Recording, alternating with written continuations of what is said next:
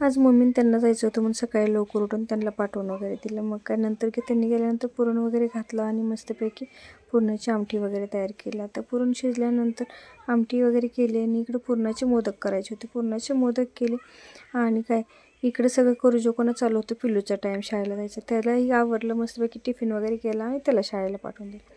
मग त्याचं शाळेचं टिफिन वगैरे सगळं झाल्यानंतर म्हटलं आता आपलं करून घ्यावं लागेल. आता इथं मोदक वगैरे तयार केले आणि मस्तपैकी उकडीचे मोदक करायला ठेवले. आणि आता कसं उकडीचे मोदक आज नैवेद्याला लागतात, मग काय केलं 2 in 1 काम केलं. भात लावलं शिजायला आणि त्याच्यामध्ये मस्तपैकी वाटी ठेवली आणि मोदक ठेवले आणि वरती टोपण वगैरे लावून मस्तपैकी शिजायला टाकलं. आता हे चालू होतं तोपर्यंत म्हटलं आपल्याला आता करून घ्यायचं आहे मस्तपैकी देवपूजा. देवपूजेला बसले. देवपूजा करत करत चालू झाली. कृष्णाला मस्तपैकी अंघोळ वगैरे घालून त्याला कपडे वगैरे घालून तयार केले. आता तुम्हाला सांगते आज काय झालं होतं. सकाळी एक कर्तव्य झालं की एक कर्तव्य. सकाळी मम्मीला तयार वगैरे करून दिलं. पहिलं मुलीचं कर्तव्य केलं, पिल्लूला डबा वगैरे केला, ते मम्मीचं कर्तव्य केलं. तिसरं कर्तव्य म्हणजे काय एका आईचं घरचं आवरणं वगैरे पत्नीचं मग चालूच होतं. आता आज वटपौर्णिमा असल्यामुळं म्हटलं आता थोडंसं उशीर होईल ऑफिसला जायला म्हणून ठीक आहे म्हटलं. तरी पण सकाळी 9:30 वाजले होते. मग सगळं आवरावरी करत होते. आता देवपूजा वगैरे चालूच होती. हो का मस्तपैकी कृष्णाला तयार केलं आणि देवपूजा केली. कृष्णाचं असं मस्त आता दागिने वगैरे आले होते म्हणून त्याला दागिने घातले. शिर्डीला गेलो होतो म्हणून गळ्यातलं वगैरे आणलं होतं कृष्णाला आणि छान असं तयार केलं. आता काय देवपूजा करत होते पण लक्षात आलं की फुलंच नाहीत. आता आमच्या आहोंनी आणलं होतं मस्तपैकी गजरा लावण्यासाठी.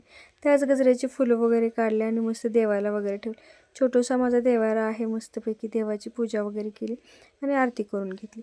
आरती वगैरे हुजूकोणा तिकडे चालू होतं कुकरच्या शिट्ट्या. आता कुकरच्या शिट्ट्या झाल्या होत्या मस्तपैकी.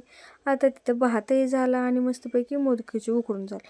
मग काय आता सगळं आवरून झालं होतं. म्हणलं आता ताट तयार करून घ्या. ताट वगैरे स्वच्छ धुवून ठेवलं होतं. मग निरंजन वगैरे ठेवली मस्तपैकी.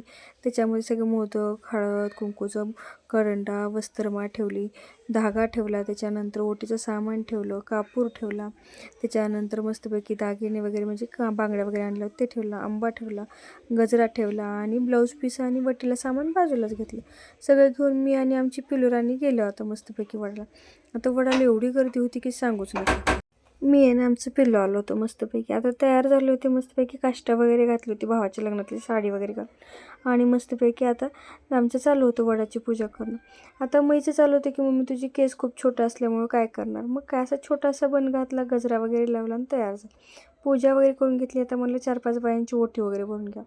आता इकडं ओटी भरताना बायांचं चालूच होतं की हे पाहिजे आणि ते पाहिजे. मग काय आज ओटी वगैरे भरून घेतली. इतकं छान वाटत होतं की सांगूच नका. सगळ्या सावित्री एकत्र आल्या होत्या. त्यांची ओटी भरून झाली की आता आमच्या मैराणीची ओटी भरायची होती. पण तिला कसं होतं की सेम तसंच. मग तिनं हळदी कुंकू लावावं, मी तिला लावून झाल्यानंतर तिची हळदी कुंकू वगैरे लावून झालं की मग तिची ओटी भरली. का आता त्या आमच्या आता सासूबाई आहेत म्हणून त्यांची ओटी वगैरे भरून घेतली. मस्तपैकी मुलीची ओटी भरणं म्हणजे खूपच पुण्य असतं. आणि तिची ओटी भरून घेतली. आम्ही निघालो दोघी. आता घरी आलो. आता दोघीलाही झाला होता उशीर मस्तपैकी. म्हणून आता काय मी कपडे वगैरे घातले म्हणजे युनिफॉर्म वगैरे घातला. तिने शाळेचा युनिफॉर्म घातला, मेकअप वगैरे काढून घेतला आणि मस्तपैकी ऑफिसला गेली. तिला शाळेला सोडून ऑफिसला गेली. दुपारी आता अशी भूक लागली होती की सांगूच नका. त्यांना चिप्स वगैरे तळलेले होते मम्मीला, तीच खाल्ली आणि दुपारचं काम वगैरे झाले की 5:30 वाजता निघाले. पण काय पाऊस असा पडला होता म्हणून 30-40च्या स्पीडनं चालावं लागत होतं. मग आता आले मस्तपैकी हो का. आणि पाऊस येत होता म्हणून थोडंसं हेल्मेट वगैरे घालून पॅक होऊन निघाले. मला आता चला बाय.